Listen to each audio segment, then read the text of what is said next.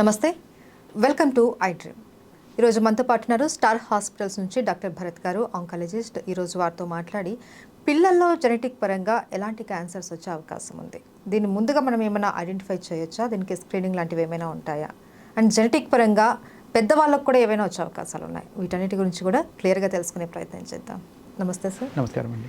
Sir, cancer అనగానే ఇప్పుడు ఏంటంటే మిగతా కొన్ని రకాల వ్యాధులు జెనెటిక్ పరంగా వస్తాయి అనేసి అంటూ ఉంటారు, మనం చూసాం కూడా. ఈ క్యాన్సర్ కూడా అలా ఏమైనా వచ్చే అవకాశాలు ఉంటాయా పిల్లలకి? అవునండి. మనకి పెద్దవాళ్ళకైతే యూజువల్లీ మనము స్మోకింగ్ చేస్తారని, ఆల్కహాల్ తీసుకుంటారని చెప్పేసి, లేకపోతే అన్హెల్దీ లైఫ్ స్టైల్ ఉన్నదని చెప్పేసి క్యాన్సర్ వచ్చేటువంటి అవకాశం ఉందని చెప్పి చెప్తుంటాం. బట్ మరి పిల్లల్లో ఎందుకు వస్తుంది? చిన్న పిల్లలు right from 4 years 3 years age group ఉన్న వాళ్ళకి కూడా వీఆర్ సీయింగ్ క్యాన్సర్స్ అనమాట.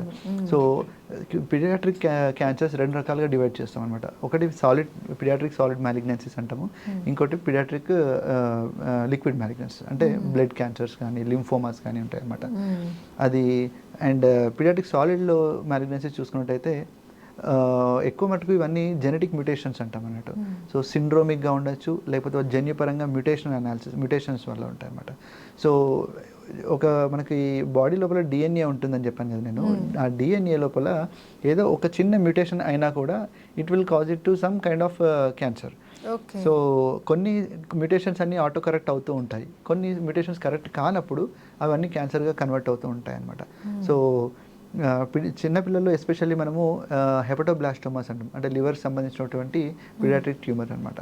అండ్ నెఫ్రోబ్లాస్టోమాస్ అంటే విలిమ్స్ ట్యూమర్ అనే ఒకటి కిడ్నీకి సంబంధించినటువంటి ట్యూమర్. ఇది వితిన్ 5 years ఏజ్ గ్రూప్లోనే ఇది మనకి కనబడుతూనే ఉంటుంది అనమాట. సో అబ్డామినల్ లంప్ ఉంటుంది, అంటే పొట్టలో ఒక మాస్లా ఏర్పడుతుంది. అండ్ హిమెచ్యూరియా అంటే యూరిన్లో బ్లడ్ అనేది పోవడము, నొప్పి రావడము, ఫీవర్ రావడం, ఇవన్నీ కూడా విలిమ్స్ ట్యూమర్ యొక్క లక్షణాలు అనమాట.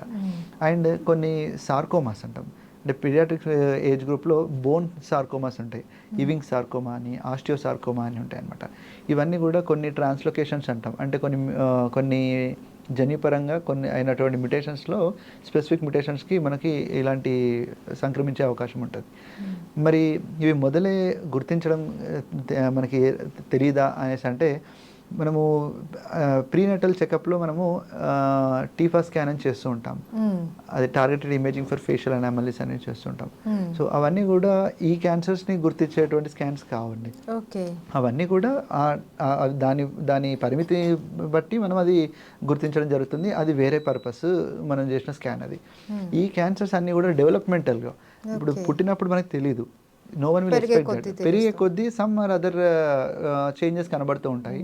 సో అవన్నీ గుర్తుపట్టడం, బిఫోర్ దట్ స్క్రీనింగ్ చేయడం అనేటువంటి అయితే పీడియాట్రిక్స్లో లేదు. అలా పీడియాట్రిక్ మ్యాలిగ్నెన్సీస్ని స్క్రీనింగ్ చేసి గుర్తుపట్టడం అనేది చాలా అరుదుగా ఉంటుంది. అండ్ కొన్ని సిండ్రోమిక్ అంటే మెన్ సిండ్రోమ్ అంటాం, అంటే ఏంటంటే కొన్ని వాళ్ళ ఫ్యామిలీస్ లోపల కొన్ని parathyroid and medullary carcinoma thyroid అనేది ఫ్యామిలీస్లో ఉందనుకోండి, ఫాదర్కి కానీ మదర్ కానీ అవి వాళ్ళు ఎఫెక్ట్ అయినప్పుడు వాళ్ళలో జెనెటిక్ మ్యూటేషన్ అనాలిసిస్ చేసి అదే జీన్ వీళ్ళకు ఉందా లేదా, ఆ మ్యూటేషన్ వీళ్ళ దాంట్లో కూడా ఉందా అని వీళ్ళు గుర్తించిన తర్వాత అదే వాళ్ళకి క్యాన్సర్ కన్వర్ట్ కాకముందే కొన్ని థైరాయిడ్ సర్జరీస్, పారాథైరాయిడ్ సర్జరీస్ అనేటువంటి కొన్ని పిల్లల్లో చేస్తుంటాం. బట్ ఇలాంటి గ్రూప్ ఆఫ్ పాపులేషన్ అరుదుగా ఉంటారనమాట. సో చాలా రేర్గా ఉంటుంది. So we cannot screen all the general population for all those things అన్నట్టు. సో మీరు అడిగారు కదా ఇంతకుముందు ఎందువల్ల వస్తుంది అనేసి, పీడియాట్రిక్స్లో పిల్లలలో ఎందుకు వస్తుంది అంటే, it is completely their own genetic mutation or sometimes from the family. So adults లోపల అయితే కొన్ని మనము ఇంతకుముందు డిస్కస్ చేస్తున్నట్టు హెరిడిటరీ క్యాన్సర్స్ ఉంటాయి. హెరిడిటరీ క్యాన్సర్స్ అంటే కోలాన్ క్యాన్సర్, ఎండోమెట్రియల్ క్యాన్సర్ రెండు కలిపి ఉంటాయి కొంతమందికి, కొంతమంది ఫీమేల్స్కి కోలాన్ అండ్ ఎండోమెట్రియల్ క్యాన్సర్ కలిపి ఉంటాయి. అదేంటి, అది ఒక లించ్ సిండ్రోమ్ అని ఉంటుంది. అందులో దీంట్లో వాళ్ళకి ఏంటంటే కోలాన్ మొదలు ఎండోమెట్రియల్ క్యాన్సర్ అంటే గర్భసంచి క్యాన్సర్ గుర్తించి వాళ్ళలో కోలాన్ క్యాన్సర్ కూడా గుర్తించడం జరుగుతుంది అనమాట. సో అలా ఉన్న వాళ్ళకి, ఫర్ ఎగ్జాంపుల్ ఒక మదర్కి అలా ఉందనుకోండి, there is high suspicion that there is genetic mutation వాళ్ళ ఫ్యామిలీలో రన్ అవుతుంది అని. సో అప్పుడు మనము ఆ మ్యుటేషన్ అనాలిసిస్ చేస్తాం, మళ్ళీ పిల్లల్లో కూడా స్క్రీన్ చేసుకునేందుకు అవకాశం ఉంటుంది. అలా సో ఆ స్క్రీనింగ్ అనేది చిన్న పిల్లల్లో కాదు, మళ్ళీ ఆ Only స్క్రీనింగ్ అనేది పెద్దవాళ్ళలో. పెద్దవాళ్ళు అయిన తర్వాతనే will get to know that. And కొన్ని బ్రెస్ట్ క్యాన్సర్స్ ఉన్నాయి, మదర్కి ఉంది, ఎర్లీ ఏజ్లో వచ్చి, ఫర్ ఎగ్జాంపుల్ 25-30 years 40 years లోపే మదర్కి బ్రెస్ట్ క్యాన్సర్ వచ్చింది అనుకోండి, definitely we'll suggest her to get BRCA1 mutation 2 mutation అని జెనెటిక్ అనాలిసిస్ చేపిస్తాం. అలా చేసిన తర్వాత వాళ్ళ డాటర్స్ ఒకవేళ ఉన్నారంటే వాళ్ళని కూడా ఒక ఏజ్ 25 years ఏజ్ వచ్చిన తర్వాత we will ask them to get screened మళ్ళీ ఫర్ ద బ్రెస్ట్ క్యాన్సర్స్. అంతే తప్పిస్తే వీళ్ళకి ఖచ్చితంగా రావాల్సిన రావాలి అవసరం అన్నది ఏం లేదు. లేదు, బట్ కానీ వచ్చే ఛాన్సెస్ ఉంటాయి కాబట్టి వీళ్ళలో కూడా జెనెటిక్ టెస్టింగ్ అవి చేస్తూ ఉంటాం అనమాట. సో అది అడల్ట్కి వచ్చిన తర్వాత అలా. ఓకే, ఇది జెనెటిక్ పరంగా హెరిడేటరీ పరంగా వచ్చేటి క్యాన్సర్స్. ఓకే, అయితే సార్ క్యాన్సర్ ఒక ప్లేస్లో వచ్చిన తర్వాత అది స్ప్రెడ్ అయ్యి ఇంకో ఆర్గాన్కి కూడా వెళ్తుంది అనేసి అంటూ ఉంటారు. ఆ టైంలో ఈ పెట్ స్కాన్ అనేది చేస్తూ ఉంటారని అంటారు కదా. సో మనం దేనికి ముందు జాగ్రత్తగా మనం స్కాన్ చేయించుకోవడానికి, స్క్రీనింగ్ చేయించుకోవడానికి ఎలాంటి క్యాన్సర్స్కి అవకాశాలు ఉంటాయి? సో స్క్రీనింగ్ ప్రోగ్రామ్ అనేది మన ఇండియాలో ప్రజెంట్ అయితే we are using for the breast cancer and cervical cancer. ఈ రెండు క్యాన్సర్స్కి మనము స్క్రీనింగ్ ప్రోగ్రామ్స్ అవైలబుల్గా ఉన్నాయన్నమాట. సో బ్రెస్ట్ క్యాన్సర్కి ఎవ్రీ 40 years అబోవ్ ఫీమేల్స్ అందరూ కూడా they have to undergo sonomammogram, అంటే mammography and ultrasonography of the breast combined. అది ఎవ్రీ ఇయర్ అలా చేసుకోవడము. And breast self examination every month breast self examination చేసుకోవడం, అంటే వాళ్ళ బ్రెస్ట్ వాళ్ళు తడుముకొని చూసుకోవడం అనేది అది ఎవ్రీ మంత్ చేయడము. అవి రెండు కూడా బ్రెస్ట్ క్యాన్సర్ స్క్రీనింగ్ అనమాట.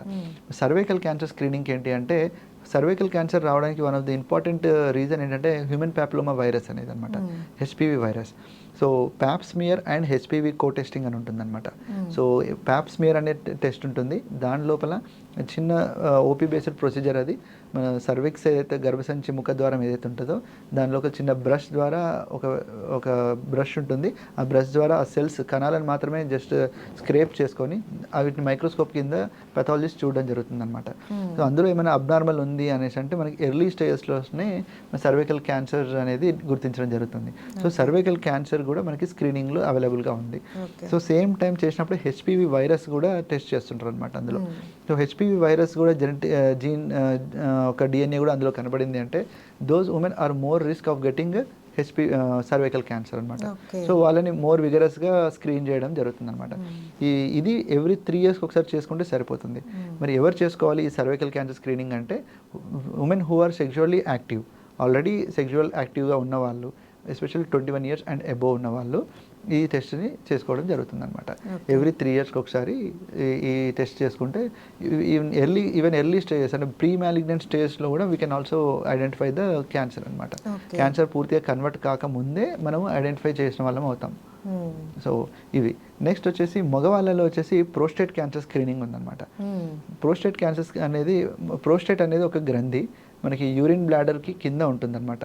సో నార్మల్గా ఒక ఏజ్ వచ్చిన కొద్దీ 50 years 60 years దాటిన తర్వాత ప్రోస్టేట్ గ్రంథి అనేది పెద్దగా అవుతుందన్నమాట. అది బికాజ్ ఆఫ్ హార్మోనల్స్ ఇంబ్యాలెన్స్ వల్ల పెద్దగా అవుతుంది. అందుకే చాలామంది గమనించినట్లయితే 60 years పైబడిన వాళ్ళు ఎక్కువసార్లు యూరిన్కి వెళ్ళడం చూస్తుంటాం అనమాట. అది నార్మల్ ఫినామినల్, అది బెనైన్ ప్రోస్టాటిక్ హైపర్ట్రోఫీ అంటాం. బట్ అందులో కూడా ఎక్కడో ఒక దగ్గర క్యాన్సర్గా కన్వర్ట్ అయ్యే ఛాన్సెస్ ఉంటాయి అన్నమాట. సో అలాంటప్పుడు మనము ఏం చేస్తామంటే బ్లడ్ టెస్ట్ ఒకటి ఉంటుంది, ట్యూమర్ మార్కర్. ఏంటది? ప్రోస్టేట్ స్పెసిఫిక్ యాంటీజెన్, PSA అంటాం. అది నార్మల్గా చాలా ల్యాబ్స్లో అవైలబుల్గా ఉన్నటువంటి పరీక్ష. 50 years ఎబోవ్ ఉన్న వాళ్ళు ఆ ప్రోస్టేట్ స్పెసిఫిక్ యాంటీజెన్ అనే టెస్ట్ చేయించుకోవడము. అండ్ డిజిటల్ రెక్టల్ ఎగ్జామినేషన్, అంటే ఒక యూరాలజిస్ట్ కానీ, ఒక జనరల్ సర్జన్ కానీ, ఒక సర్జికల్ ఆంకాలజిస్ట్ కానీ యూజువల్లీ మనం రెక్టంలో ఒక ఫింగర్ పెట్టేసి ఆ ప్రోస్టేట్ని ఎగ్జామిన్ చేయడం జరుగుతుంది. సో దాంట్లో ఆ ప్రోస్టేట్ యొక్క కన్సిస్టెన్సీ అంటే సాఫ్ట్ ఉందా, హార్డ్ ఉందా, దాన్ని బట్టి డాక్టర్కి ఐడెంటిఫై చేయగలుగుతారు. ఇది కొంచెం తేడా ఉంది, దీన్ని ఖచ్చితంగా స్కాన్ చేసి చూడాలి అనే డౌట్ వచ్చింది అంటే డాక్టర్ గారికి అప్పుడు ప్రోస్టేట్ది స్కాన్ చేస్తాం అనమాట. చేసినప్పుడు అందులో ఏమైనా అబ్నార్మల్ ఉంది అన్నప్పుడు మాత్రం we'll go for the biopsy చేయడమా ఏంటనేది తర్వాత డిసైడ్ చేస్తాం. బట్ స్క్రీనింగ్లో మాత్రం prostate specific antigen screening and digital rectal examination, అంటే ఫింగర్ తోటి టెస్ట్ చేయడం రెక్టంలోంచి ప్రోస్టేట్ని అనేది screening protocol. It is established screening protocol. And lung క్యాన్సర్కి స్క్రీనింగ్ అనేది not a routine for all. ఎవరికైతే క్రానిక్ స్మోకింగ్ హిస్టరీ ఉంటుందో వాళ్ళు లో డోస్ CT స్కాన్, అంటే ప్లెయిన్ CT స్కాన్ చేసుకున్నా కూడా it is enough to identify ఏమైనా లంగ్ ఏమైనా క్యాన్సర్ ఉందా అనేది. స్మోకర్స్ చాలా ఇయర్స్ నుంచి స్మోకింగ్ చేసే వాళ్ళు ఉంటే మాత్రం అది చేసుకోవడం తప్పేం లేదు. సో ఇప్పటివరకు అయితే వీటికి మాత్రమే స్క్రీనింగ్ ఉన్నది. అండ్ కోలోరెక్టల్ క్యాన్సర్కి స్క్రీనింగ్ ఏంటి అనేసి అంటే colonoscopy and faecal Akal blood test అనమాట. సో కొలనోస్కోపీ చేయించుకోవడం ఒకటి, and also faecal Akal blood test అంటే మన స్టూల్ టెస్ట్, అందులోపల మనకి బ్లడ్ ఏమన్నా ఉందా అనేది. అకల్ట్ అంటే హిడెన్ అనమాట, మనకి కనబడకుండా నార్మల్ స్టూల్ లానే ఉంటుంది అది, కాకపోతే మనకి మైక్రోస్కోప్లోనే బ్లడ్ కనబడేటువంటి టెస్ట్ అనమాట అది. సో ఆ టెస్ట్ కూడా అవైలబుల్గా ఉంటుంది అనమాట. సో ఇవన్నిటికీ మాత్రం క్యాన్సర్ స్క్రీనింగ్ అనేది అవైలబుల్గా ఉంది. అయితే సార్ నాకు ఒక డౌట్, ఈ పెట్ స్కాన్ అన్నది ఆల్రెడీ క్యాన్సర్తో ఉన్న వాళ్ళకి అది ఏమన్నా ఇంకొక ప్లేస్కి ఏమన్నా వెళ్ళిందా, ఇంకో ఆర్గాన్కి ఏమైనా ఎఫెక్ట్ అయిందా అని చెప్పి చూస్తున్నప్పుడు ముందుగానే మనం ఎందుకు ఈ పెట్ స్కాన్ యూజ్ చేయకూడదు? లేదండి, ఇప్పుడు పెట్ స్కాన్ అనేది అన్ని క్యాన్సర్స్ని నార్మల్ జనరల్ అపోహ ఏంటంటే PET scan whole body PET scan అంటే బాడీలో ఎక్కడున్నా కూడా క్యాన్సర్ అనేది ఇది ఐడెంటిఫై అయిపోతుంది అనేటువంటి అపోహ ఉంటుంది. బట్ పెట్ స్కాన్లో కనబడనికుండా చాలా క్యాన్సర్స్ ఉంటాయి మనకి. సో కొన్ని వేరియటీస్ ఆఫ్ హిస్టాలజీ ఉంటుంది, మ్యూకాయిడ్ అని ఎక్కువటువంటి పూల్ డిఫరెన్షియేటెడ్ మ్యూసిన్ ఉన్నటువంటి వెరైటీ ఉన్నటువంటి క్యాన్సర్స్లలో పెట్ స్కాన్లో కనబడేది, కాకపోతే మనకి నిజంగా మేము సర్జరీ చూసినప్పుడు అందులో ఉంటాయి. సో పెట్ స్కాన్ అనేది అందరికీ చేయాల్సిన అవసరమే లేదు. మళ్ళీ దానికి అది ఒక న్యూక్లియర్ స్కాన్ అది. సో దాని నుంచి రేస్ ఎమిట్ అవ్వడం అనేది ఒకటి సైడ్ ఎఫెక్ట్ కూడా ఉంటుంది. సో అవి it's not good. So PET scan అందరికీ అవసరం లేదు. క్యాన్సర్ డయాగ్నోస్ అయిపోయిన తర్వాత కూడా చాలా మటుకు CT scan, chest, abdomen, pelvis ఇవి చేసుకొని we can go head with the what ever we can stage the patient. So PET scan is not mandatory to all. కొన్ని ఎక్కడైతే మన స్కాన్లలో అబ్నార్మల్ అనిపించినప్పుడు మాత్రమే పెట్ స్కాన్ చేస్తాం. సిటీ బేసిక్ స్కాన్స్లలో అల్ట్రాసౌండ్లో కానీ city స్కాన్లో కానీ అబ్నార్మల్ వచ్చింది, there is a chance of distance spread ఉంది అనుకున్నప్పుడు మాత్రమే పెట్ స్కాన్ చేస్తాం. Not like A routine investigation, and it should not be misused. What I feel it should not be misused. ఎందుకంటే అదొకటి costliest test, అది second costly test. ఇంకోటి వచ్చేసి it is associated with some nuclear rays అనమాట. So which is harmful to the person and also surrounding person also. Thank you so much sir. Thank you అండి.